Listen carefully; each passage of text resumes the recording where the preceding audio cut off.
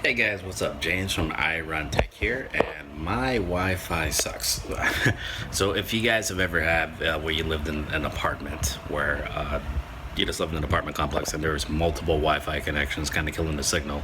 Um, I have a connection to Cox cable actually over in my master bedroom, which is on the other side of this wall in there, and I have my desk set up right here. I have a nice little Mac set up to the. It's connected over wireless, and that's how I'm do all my work basically. I have a nice little monitor set up here, almost like kind of like a mini poor man's docking station that I have set up. But the Wi-Fi sucks. It cannot pick up anything. Um, so just to give you kind of like a little what I'm supposed to get, Cox I'm supposed to get 100 down and I think 10 up. And if I'm close to the Wi-Fi, it's okay. Obviously, I mean, wireless is always going to be a little bit slower, but I think I should at least 50 down. If anything, I'd be happy with that. But this is currently what I'm getting. Okay, as you can see, I can't even get to speed test. Well, I googled it. That might be the reason why.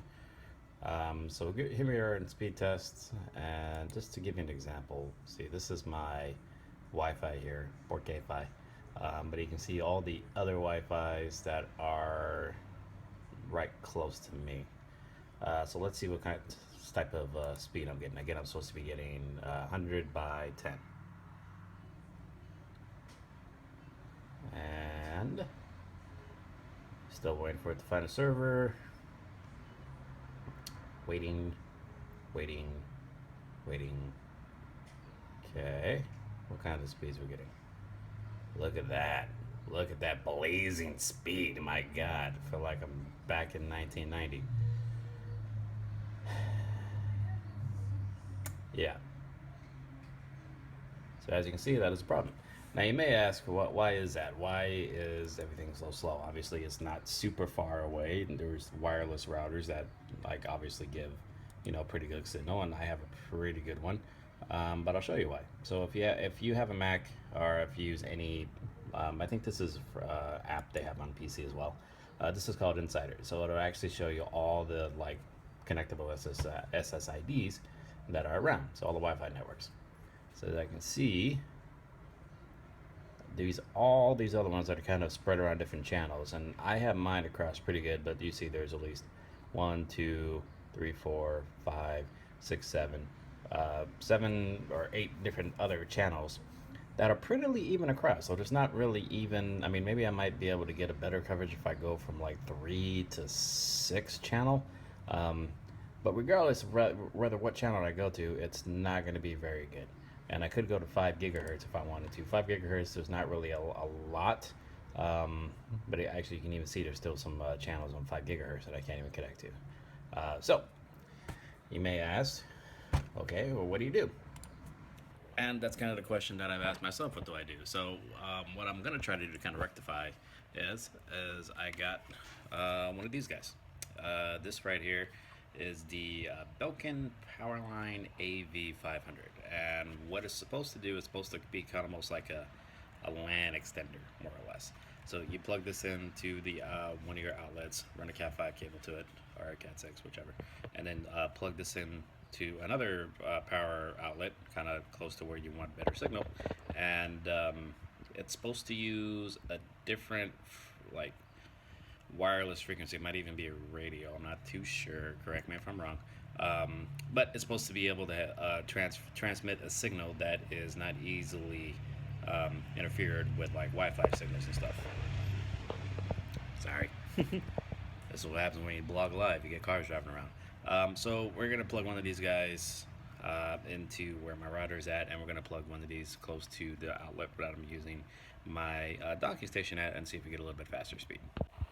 Okay, so here is my Cox modem, and here is my TEW812DRW Trident wireless router, which is actually a really good router. It's a signal pretty good.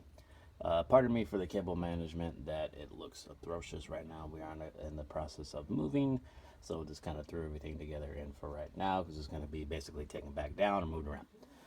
Okay, so what we basically did, we basically took a Cat5 cable and ran it to the Belkin one here. And I have it plugged into this wall outlet here. And as you can see, we're getting two green lights. One saying it's on, the other one saying there's Ethernet connectivity to it. And that other one that is currently off right now is a signal that is supposed to say it's getting, it'll either be green if it's getting good signal to the other Belkin little wall adapter, or it'll be orange if it's like kind of good but not really good, and then red if it just can't see it at all. So let's go to the other side, plug it in, and see what happens. Okay, so again, here is my solution to rectify the problem. So I am on the other side now where I have all my shitty cable management, and I'm gonna clean this up actually because I don't like having a messy wires and cables all over the place. So I do plan to clean this up today a little bit, even though I am gonna be moving, but this is no excuse for sloppy cable management. Always remember that. Okay, but anyways, here's my wall outlet when I'm going to be installing this in. And one thing you would need also, obviously, is a Cat5 cable.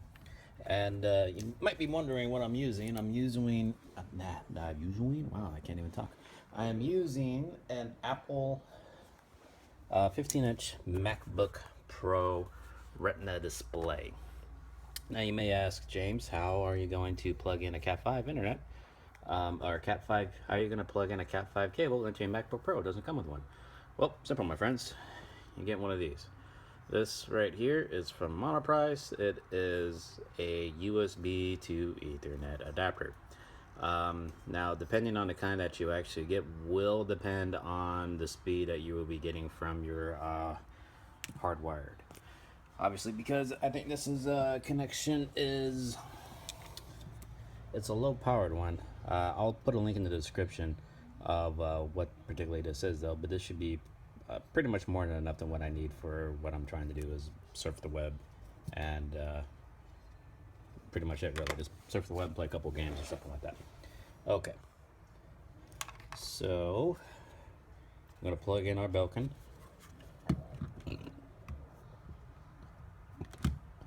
Boom.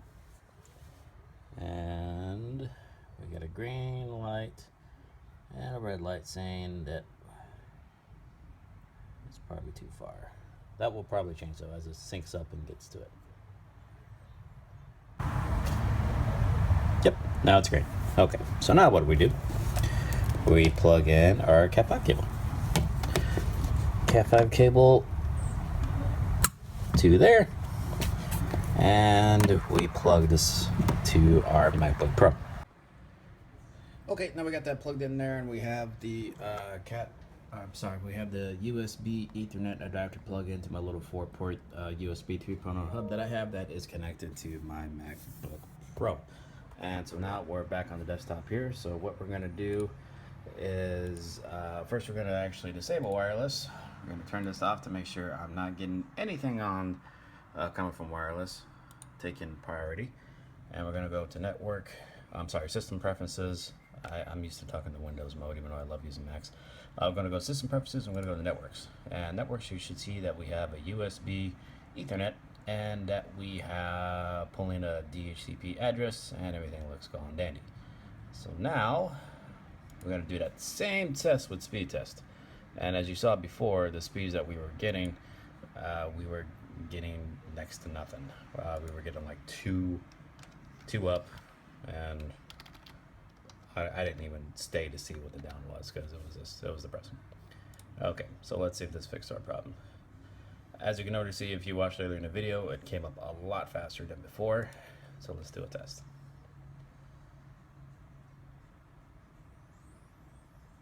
And let's see. There you have it. A tremendous improvement on what I was originally getting. So there you go. We're getting 45, about 45, and we'll probably get about the full up. Probably about 10.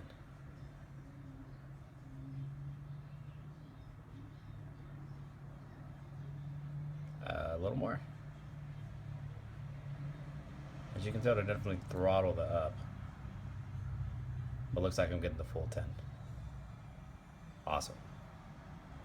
Okay, that definitely fixed my problem. Okay, so closing thoughts. So you may ask, like, so why did that work better than the wireless in the house? And again, it's because all the cluttered Wi-Fi connections that are in this apartment building that are basically all in a small little area. Because where I'm at right now, Central Apartment, I have there's a downstairs and an upstairs apartment. So there's two to the left of me, two to the right of me, one upstairs, one directly across. So that makes it one, two, three, four, five, six, seven, about seven wireless connections, assuming they all have wireless routers, all within probably 20-foot radius. And so they're all pumping together and they're all kind of going on the same channel. So it makes it really, really hard for any type of Wi Fi signal to get good coverage across like the apartment complex. So this solution works very well because this uses a different frequency and a different channel than what the wireless, like your wireless A and B and G and N and even AC now, because so many routers are becoming already wireless AC. This uses different between all of those, and it can get a good signal across the apartment, and I get like pretty good signals that you can just see from the speed test. We get really good signals. So what I'll probably will do is, since I have a wireless router over there in the bedroom now, is I'll probably get a little cheaper wireless router for here for the time being, so I can get wireless coverage within my living room here, and still be able to plug in hardwire to my Mac and still be able to work. If you like those, if you're interested in them, if you're kind of following the same situation as I am, I will definitely put a link in the description to both products that I got, both for the USB Ethernet adapter from Monoprice and the Belkin AV500 power line 500 in the description below. If you have any questions, feel free to hit me up. And hope you liked this little tech tip. And this is James signing off. Thanks for watching. Be sure to subscribe. I'll put more little tech tips on. And yeah, we'll see you in the next video. Bye.